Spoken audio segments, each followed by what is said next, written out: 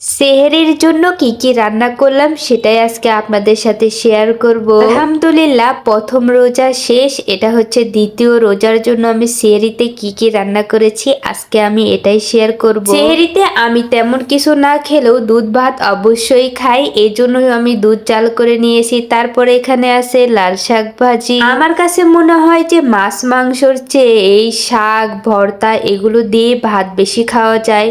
এখানে আমি অনেক সুন্দর করে আর মজা করে কালো জিরা ভর্তা বানিয়েছি। আমার কিন্তু অনেক ঠান্ডা লেগেছে, এই জন্যই ভাবলাম যে কালো জিরা ভর্তা বানাই। তারপরে এখানে ছিল আলু আর টমেটো দিয়ে মাছের ঝোল। তরকারির কালারটা দেখে আপনারা হয়তো বুঝতে পারছেন খেতে কিন্তু অসম্ভব মজা হয়েছে। যাই হোক, এই তো আমার সেহরির আয়োজন, এগুলো দিয়ে আজকে সেহরি করব। রোজার মাসে তো অনেক ব্যস্ত থাকবো, সেইভাবে আর ভিডিওই পোস্ট করা হবে না। অফিস থেকে আসতে অনেক লেট হয়ে যায়, তারপরে ইফতারের আয়োজন করতে হয়, সেহরির জন্য রান্না করতে হয়, তারপরে নামাজ তো আসে, এই সব কিছু মিলে অনেক প্যারা হয়ে যায়। এর ভিতরে আমার মনে হয় না যে আমি ভালোভাবে ভিডিও আপলোড করতে পারবো। যাই হোক, রান্নাবান্না শেষ করে আমি সুন্দরভাবে রান্নাঘরটাকে গুছিয়ে নিয়েছি, মানে পরিষ্কার করেছি।